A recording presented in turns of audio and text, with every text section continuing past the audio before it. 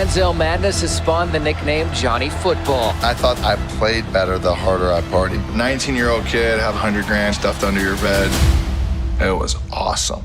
College football fans will remember the incredible plays that you had, especially that Alabama game. Sometimes you were pulling plays out of where. But your friend Nate in the process said he never saw you pick up a playbook. What was it about your game and how much of it was just backyard football and how much of it was the preparation that maybe the casual fan doesn't see at Texas A&M?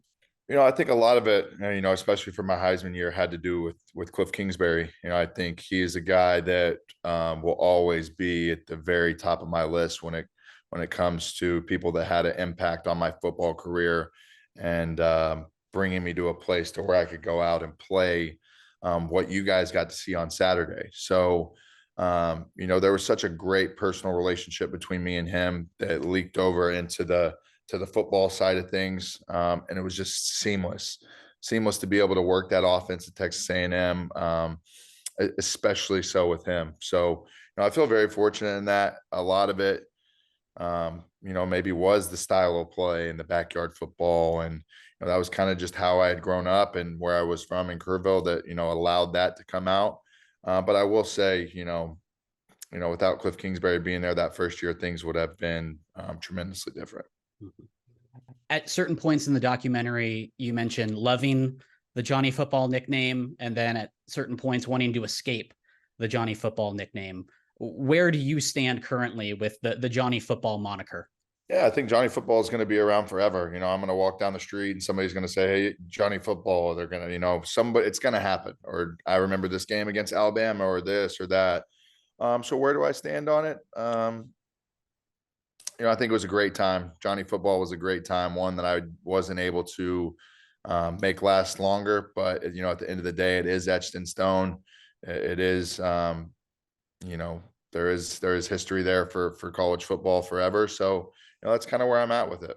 I always will be that. I always will have that as a part of me. But, as far as where I'm at in my life right now, there's not a lot of football in it. College football players getting paid is discussed in the documentary. Obviously, college football is a very different world than it was when you were playing at that time. If NIL was a thing when you were a player, how different do you think your journey would have been at Texas A&M?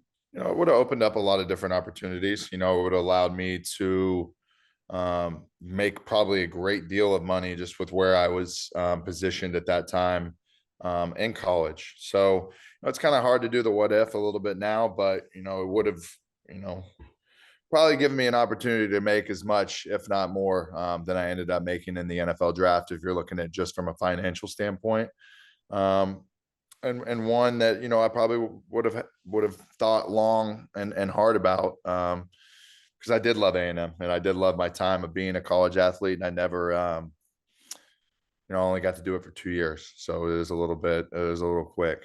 When you got to Cleveland, you said, "I had every single thing I could have wanted." You had money, you had fame, you were a first-round pick battling for a starting quarterback position. When I had everything I wanted, I think that's when I was the most empty that I felt inside. When you come to that realization, what keeps you going? I think I look at my life in a way where, I've got to live a dream. I've got to go do so much in such a quick span of time at such a young age. And for me, I've looked back and I'm sitting here today at 30 years old. The majority of my life is still very much ahead of me. There's still so much of the story.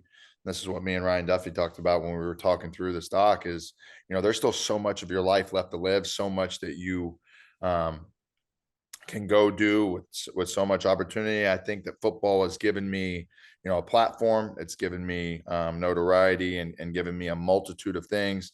And now it's kind of for me, see what you want to do with your life, move forward, continue on that chapter, close this one football chapter and go on through the next. So I'm very, very excited and very interested to see exactly where that's going to go. But so much more life left to live. You talk a lot about your mental health throughout the process. How would you describe your mental health journey? It's been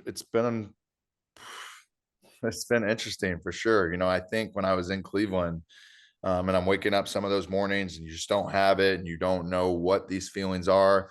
I think I'm just so much more grateful and happy to be at a place now where I can recognize what's going on, have things, you know, mechanisms and ways to cope with how you may be feeling on one certain day. Back in 2014, 2015, I didn't have that. You know, I didn't know what it was that was making me feel this way or making me feel depressed or out of funk or out of whack a little bit. And I think that's a way scarier position to be in, not knowing that you're depressed. Because how could you be? You know, how could you be depressed when you're a first round draft pick and you're in the NFL and you have all this stuff going on? And that's just not how the mental health thing works. You know, it'll come for anybody and it'll grab anybody. And if you don't, you know, have certain things in place to help get yourself out of some of those funks, it could be a lonely place. Untold Johnny Football coming out August 8th on Netflix. Johnny, thank you so much for the time. Appreciate you, my man.